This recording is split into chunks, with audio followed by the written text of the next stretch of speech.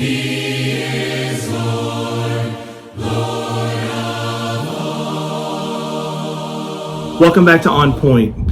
Happy November. Believe it or not, we are now just a couple months towards the ends of the year, and there's a lot of things we have on our plates. We're thinking about Thanksgiving, we're thinking about Christmas, we're thinking about New Year's resolutions already, all that going on after we just had Halloween yesterday.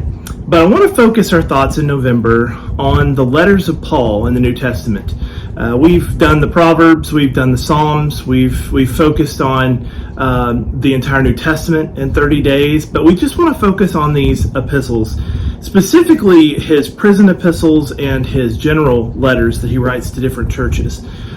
Today we start with Romans, and I want us to read there in the readings that are online. I think there's 2 or 3 chapters each day. There's a couple times that it'll be like 4 or 5 chapters, but it'll allow us to get through in the 31 days in November.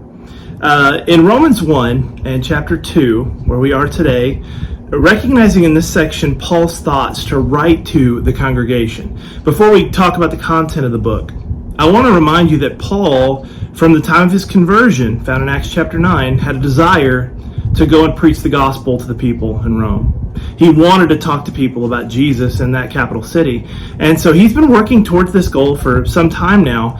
And as he has the opportunity to go visit the brethren there, he begins to write these letters. He writes some of his letters from prison cells. He was there because he was a Roman prisoner.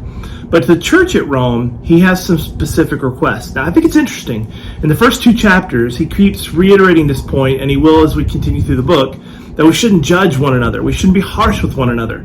We should learn to love each other. Now, again, that's to a Roman audience who had a tendency to enjoy the theatrical and things like that. Paul, of all people, understands the authority structure among those in the Roman government. And he's trying to teach that also to the church, that there is an authority structure that we also must follow.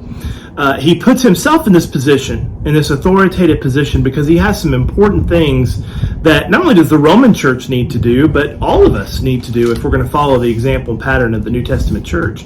And again, he emphasizes, do not judge, do not be critical, because there are going to be people coming in among us that we might not necessarily agree with, politically speaking. They may not look like us, they may not talk like us, they may be from where we're from, but we've got to learn to find that unity inside the body of Christ. And I think he really gets to that climax by chapter 12.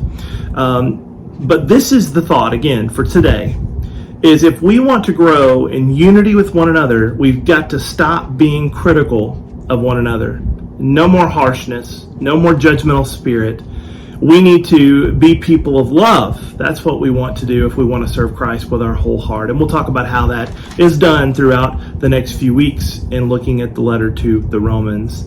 I hope you have a great day today. Thanks for tuning in to On Point.